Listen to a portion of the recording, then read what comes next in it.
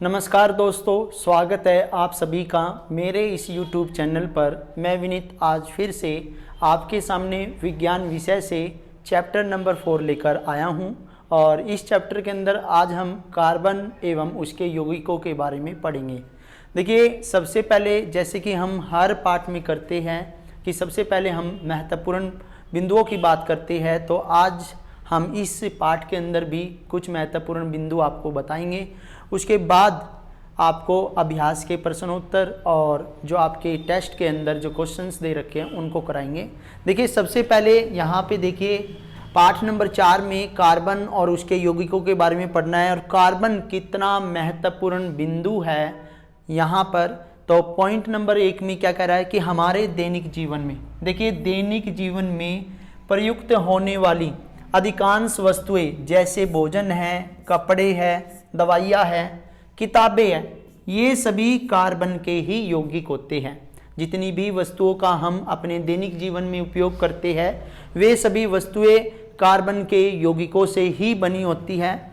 इसके बाद point number 2 की बात करते हैं कि कार्बन जो होता है, यदि हम कार्बन की बात करें तो कार्बन की परमाणु संख्या 6 होती है और इसकी यदि हम इलेक्ट्रॉनिक विन्यास करें तो 2,4 होगा और इसकी संयोजकता 4 होगी। तो पॉइंट नंबर 2 में कह रहा है कि कार्बन की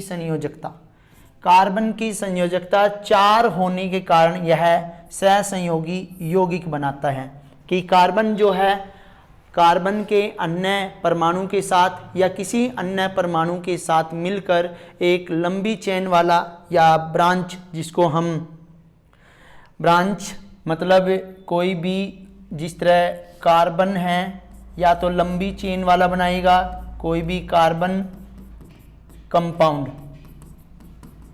और यदि ब्रांच की बात करें तो जैसे कार्बन है, कार्बन के अन्य अणुओं के साथ इस तरह क्या करेगा, वो अपने किसी अन्य कार्बन के परमाणु के साथ या किसी अन्य परमाणु के साथ ब्रांच टाइप जैसी स्ट्रक्चर बनाएगा। तो इसमें हम कार्बन की संयोजकता 4 होने के कारण यह सहसंयोगी यौगिक बनाता है और कार्बनिक यौगिक जो होते हैं विद्युत के कुचालक होते हैं। देखिए, कार्बन के 3 अपरूप हम यहाँ पे पढ़ेंगे। पहला आपका हीरा, दूसरा ग्रेफाइट, तीसरा फ्लोरीन।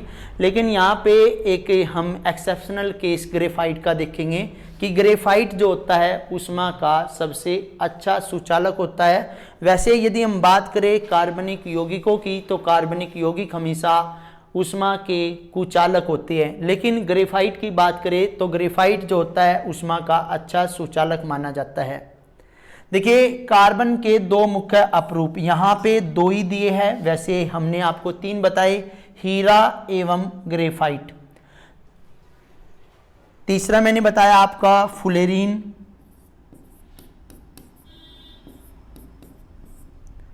पॉइंट नंबर 5 में केवल कार्बन के एवं हाइड्रोजन के यौगिकों को, देखिए कार्बन एवं हाइड्रोजन, केवल कार्बन और हाइड्रोजन के यौगिकों को हाइड्रोकार्बन्स कहते हैं। देखिए, जिस भी यौगिक के अंदर हाइड्रोजन और कार्बन होगी उन्हें हम हाइड्रोकार्बन के नाम से जानेंगे। पॉइंट नंबर 5 बहुत ही इंपॉर्टेंट है कि हाइड्रोकार्बन्स किन्हें कहते हैं। तो हाइड्रोकार्बन्स में हाइड्रोजन और कार्बन के ही मॉलिक्यूल यानी कि यौगिक पाए जाते हैं, उन्हें हम हाइड्रोकार्बन कहते हैं। या सिंपल सी परिभाषा की बात करें हाइड्रोकार्बन किसे कहते हैं, तो जिन यौगिकों के अंदर केवल हाइड्रोजन और कार्बन पाई जाती है उन्हें हम हाइड्रोकार्बन्स कहते हैं। इसके बाद पॉइंट नंबर 6 पे कि वे हाइड्रोकार्बन्स जिसमें कार्बन के परमाणुओं के मध्य एकल आबंध बना होता है। देखिए, वे हाइड्रोकार्बन यानी कि जिनमें हाइड्रोजन और कार्बन होती है उन परमाणुओं के अंदर जिसमें केवल एक आबंध होता है, जैसे यहाँ पे देखिए, या मैं यहाँ पे इस तरह लिख देता हूँ, ये देखिए कि कार्बन के परमाणुओं के मध्य केवल एकल आबंध है, एक बॉन्ड है, तो उसे हम संतृप्त यौगिक या संतृप्त हाइड्रोकार्बन कहेंगे। पॉइंट नंबर 7 में वे हाइड्रोकार्बन जिनमें कार्बन के दो परमाणुओं के बीच, देखिए कार्बन के दो परमाणुओं के बीच यदि डबल बॉन्ड या ट्रिपल बॉन्ड है, यानी कि डबल आबंध है, यानी कि द्वितीय आबंध है या त्रि आबंध है, उन्हें हम असंतृप्त हाइड्रोकार्बन्स कहेंगे।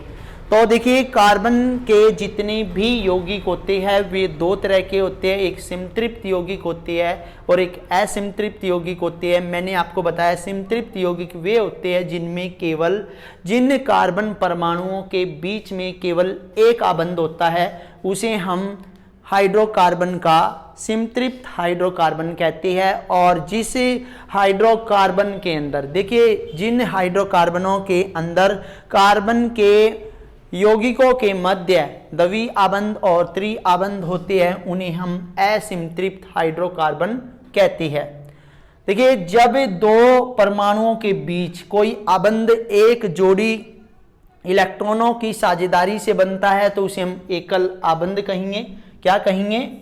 जब दो परमाणुओं के बीच कोई भी एक जोड़ी इलेक्ट्रॉन की साझेदारी होती है तो उसे एकल आबंध कहते हैं। जैसे Cl2 यदि हम बात करें H2 की, तो इनके अंदर केवल एक ही इलेक्ट्रॉन की साझेदारी होती है, इसलिए इन्हें हम एकल आबंध कहते हैं। जैसे Cl2H2 अणुओं के बीच केवल एक ही आबंध होता है। जब कोई आबंध दो परमाणुओं के बीच दो जोड़ी इलेक्ट्रॉनों की साझेदारी करता है, जैसे O2 की बात करें तो O2 की यदि हम बात करेंगे तो यहाँ पे देखिए O2 के अंदर डबल जो होता है, O2 के अंदर द्वितीय आबंध होता है। तो यहाँ पे देखिए द्वितीय आबंध ऑक्सीजन के अंदर है, तो ये कहना चाह रहा है कि जब कोई आबंध दो परमाणुओं के बीच दो जोड़ी इलेक्ट्रॉनों की साझेदारी से बनता है उसे द्वितीय आबंध कहते हैं, यानी कि डबल बॉन्ड कहते हैं। जैसे ऑक्सीजन अणु में ये सब कुछ होता है। और जब कोई आबंध दो परमाणुओं के बीच तीन जोड़ी इलेक्ट्रॉनों की साझेदारी होती है, तीन इलेक्ट्रॉनों की साझेदारी से बनता है तो उसे हम त्रि आबंध कहते हैं। उदाहरण के लिए नाइट्रोजन जो अणु होता है उसके अंदर त्रि आबंध होते हैं। पॉइंट नंबर 11 में कार्बनिक यौगिकों में कार्बन और हाइड्रोजन के अतिरिक्त जो परमाणु विद्यमान होते हैं उन्हें हम विषम परमाणु कहते हैं। देखिए जिन कार्बनिक यौगिकों के अंदर कार्बन और हाइड्रोजन के अलावा कार्बन और हाइड्रोजन, यदि कार्बन और हाइड्रोजन होगी तो उन्हें हम हाइड्रोकार्बन कहेंगे, नहीं तो उन्हें विषम परमाणु कहेंगे। ठीक है। इसके बाद पॉइंट नंबर 12, कार्बन के परमाणुओं में अन्य कार्बन परमाणुओं के साथ आबंध बनाने की प्रवृत्ति होती है, जिन्हें हम श्रृंखलन गुण कहते हैं, यानी कि वो एक कार्बन परमाणुओं की लंबी श्रृंखला बनाते हैं तो उसे हम श्रृंखला कहते हैं या श्रृंखलन गुण कहते हैं। पॉइंट नंबर 13 में देखिए कार्बन के जितने भी यौगिक होते हैं वे स्थायी होते हैं, यानी कि परमानेंट होते हैं। कार्बन जो होता है oxygen, hydrogen, nitrogen, sulphur, chlorine और अनेक अन्य तत्वों के साथ यौगिक बनाता है। देखिए कार्बन के अंदर ही यह कैपेबिलिटी होती है, यह टेंडेंसी होती है कि कार्बन किसी अन्य परमाणु के साथ एक यौगिक बनाने का काम करता है। पॉइंट नंबर 15 में कि चतुस्संयोजकता और श्रृंखलन के गुणों के कारण कार्बन के अत्यधिक संख्या में यौगिक बनते हैं, यानी कार्बन के अंदर ऐसी टेंडेंसी है कि वो किसी अन्य कार्बन के परमाणु या किसी अन्य परमाणु के साथ एक लंबी चेन जैसी स्ट्रक्चर बना लेता है। वो दो ही कारण से होता है, या तो चतुस्संयोजकता की वजह से या श्रृंखलन गुण की वजह से। तो इसलिए ये अधिक से अधिक क्या है, अधिक से अधिक यौगिक बनाने का कार्य करता है। पॉइंट नंबर 16 में कार्बन के वे यौगिक जिनका आणविक सूत्र एक समान होता है, देखिए ये लिखा हुआ है एक समान तथा संरचनात्मक सूत्र भिन्न भिन्न होते हैं, उन्हें हम समव्यय कहते हैं। देखिए आणविक सूत्र जो है यदि हम जैसे पेंटेन का फॉर्मूला लेते हैं, उसके अंदर एक एन पेंटेन होता है, एक आइसोपेंटेन होता है, एक नियोपेंटेन होता है, लेकिन उनका जो आणविक सूत्र है वो एक समान है, लेकिन उनकी संरचना जो है वो अलग अलग दे रखी है। इसके बाद पॉइंट नंबर 17 में देखिए, संतृप्त हाइड्रोकार्बन एल्केन कहलाती है। देखिए एल्केन के अंदर केवल एक ही बॉन्ड होता है। जैसे मीथेन का हम एग्जाम्पल ले, मीथेन जो होता है वो होता है CH4 होता है। यदि हम इसको बनाने की कोशिश करेंगे तो CH और यहाँ पे H, यानी कि इसके अंदर केवल संतृप्त यौगिक है तो एकल आबंध बनेगा। और ऐसे हाइड्रोकार्बन जिनमें द्वितीय आबंध बनते हैं उन्हें हम एल्कीन कहते हैं, और वे हाइड्रोकार्बन जिनमें त्रि आबंध बनता है उसे हम एल्काइन बोलते हैं। देखिए वे संतृप्त या असंतृप्त हाइड्रोकार्बन जिनमें केवल एक आबंध बनेगा उन्हें हम एल्केन कहेंगे, यदि दो बनेंगे तो एल्कीन कहेंगे, और यदि त्रि आबंध बनेगा तो उसको हम एल्काइन कहेंगे। इसके बाद पॉइंट नंबर 18 की बात करते हैं कि वे यौगिक जिनमें एक ही कार्यात्मक समूह होता है और जिनके रासायनिक गुण एक समान होते हैं समजातीय श्रेणी कहलाती है। देखिए वे यौगिक जिनके अंदर एक कार्यात्मक समूह, जैसे हम अल्कोहल की बात करें तो अल्कोहल के अंदर एक ही आपका कार्यात्मक समूह होता है, जिनके रासायनिक गुण और क्या कहते हैं, जिनके रासायनिक गुण जो होते हैं एक समान होते हैं, उन्हें हम समजातीय श्रेणी कहते हैं। इसके बाद पॉइंट नंबर 19 की बात करते हैं कि एक परमाणु अथवा परमाणुओं का एक समूह जो कार्बन के साथ जुड़ा होता है। देखिए कार्बन या कार्बन के अंदर जो परमाणुओं का एक समूह होता है जो कार्बन के साथ जुड़ा होता है और कार्बन के यौगिकों के गुणों का निर्धारण करता है, उसे क्रियाशील बनाता है, तो उन्हें हम प्रकार्यात्मक समूह कहते हैं। देखिए सिंपल सा दोबारा समझने वाला प्रश्न है कि एक परमाणु या परमाणुओं का समूह जो कार्बन के साथ जुड़ा होता है और कार्बन के यौगिकों के गुणों का निर्धारण वही करता है, और कार्बन के जितने भी यौगिक बनेंगे वे उससे क्रियाशील बनेंगे, तो उन्हें हम प्रकार्यात्मक समूह कहते हैं। जैसे अल्कोहल, एल्डेहाइड, कीटोन, कार्बोक्जिलिक अम्ल, ये सभी प्रकार्यात्मक समूह होते हैं। देखिए इनकी पहचान भी होती है। अल्कोहल में OH लगा होता है, एल्डेहाइड में CHO लगा होता है, कीटोन में C डबल बॉन्ड O लगा होता है, कार्बोक्जिलिक में C डबल बॉन्ड OH लगा होता है। तो ये हमारी पहचान होती है प्रकार्यात्मक समूह की। इसके बाद पॉइंट नंबर 21 में कि सभी हाइड्रोकार्बन ऑक्सीजन की उपस्थिति में दहन करके ताप एवं प्रकाश के साथ कार्बन डाइऑक्साइड देते हैं। देखिए ये हमारी रासायनिक अभिक्रिया है कि जो भी आपके हाइड्रोकार्बन है वो ऑक्सीजन की उपस्थिति में उनमें दहन प्रक्रिया कराएंगे, उसमें ताप और प्रकाश के साथ कार्बन डाइऑक्साइड देंगे। इसके बाद प्रश्न नंबर 22 पॉइंट नंबर 22 कि संतृप्त हाइड्रोकार्बन प्राय नीली ज्वाला के साथ जलते हैं। जितने भी संतृप्त हाइड्रोकार्बन होते हैं वे नीली ज्वाला के साथ जलते हैं क्योंकि उनका पूर्ण दहन हो जाता है, लेकिन जितने भी असंतृप्त हाइड्रोकार्बन्स होते हैं वो अत्यधिक काले धुएं और पीली ज्वाला के साथ निकलते हैं। देखिए ये प्रश्न जो है आपके हायर एजुकेशन में काम आएगा। जब आप कभी भी रासायनिक विज्ञान से या केमिस्ट्री से आप यदि मास्टर्स करते हो तो वहां पे आपको जब लैब में काम करना पड़ेगा तो वहां पे पता होना चाहिए कि जो जितने भी आपके संतृप्त हाइड्रोकार्बन्स है जैसे एल्केन है वे नीली आग से के साथ निकलते हैं, जबकि जो आपके काले धुएं और पीली ज्वाला के साथ निकले वो आपके असंतृप्त यानी कि अनसैचुरेटेड कंपाउंड्स होते हैं। ठीक है, इसके बाद पॉइंट नंबर 23 हम नहीं करेंगे। पॉइंट नंबर 24 देखिए, मिथेनॉल को इथेनॉल में मिलाया जाता है। वो कह रहा है मिथेनॉल को इथेनॉल में मिलाया जाता है ताकि इसके दुरुपयोग को रोका जा सके और इसे विकृत अल्कोहल कहते हैं। देखिए जब मिथेनॉल भी एक अल्कोहल है, इथेनॉल भी एक अल्कोहल का ही ग्रुप है क्योंकि इनका प्रकार्यात्मक समूह जो है OH है, ताकि इनके दुरुपयोग को रोका जा सके। इसके बाद आपका आता है कि उत्प्रेरक। देखिए ये हमने आपको चैप्टर नंबर 2 में भी पढ़ाया था, जिसको हम इंग्लिश में कैटलिस्ट बोलते हैं। ये वे पदार्थ होते हैं जो किसी रासायनिक अभिक्रिया में भाग नहीं लेते, परंतु अभिक्रिया की दर में यानी कि रेट ऑफ रिएक्शन इंक्रीज कर देते हैं, अभिक्रिया की दर में परिवर्तन कर देते हैं, उसे हम उत्प्रेरक कहते हैं। जैसे निकिल उत्प्रेरक है, इसकी उपस्थिति में वनस्पति तेलों के हाइड्रोजनीकरण से वनस्पति घी बनाया जाता है।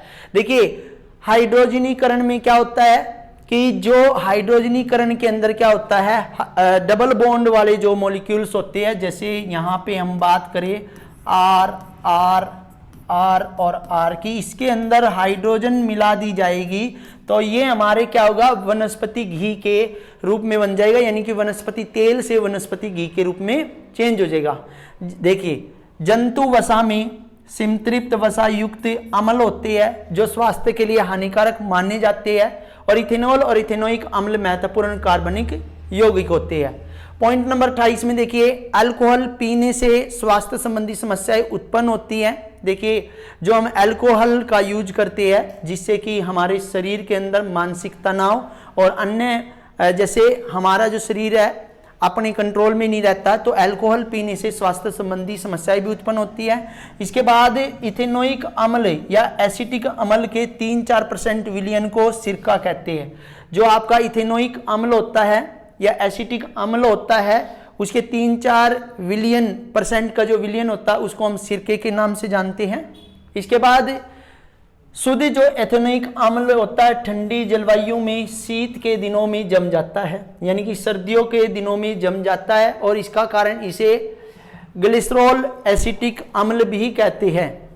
इसके बाद पॉइंट नंबर 31 में एस्टर मुख्य रूप से कार्बोक्सिलिक अम्ल और अल्कोहल की अभिक्रिया से बनता है। जितने भी एस्टर यानी कि जितने भी हम सेंट यूज करते हैं, परफ्यूम्स यूज करते हैं, वो सभी एस्टर से ही बने होते हैं, और एस्टर जो होता है वो कार्बोक्सिलिक अम्ल और अल्कोहल की अभिक्रिया से बनते हैं। पॉइंट नंबर 32 में साबुन के अणु जो होते हैं सोडियम और पोटेशियम के लवण होते हैं, और जो लंबी श्रृंखला वाले कार्बोक्सिलिक अम्ल से बनते हैं।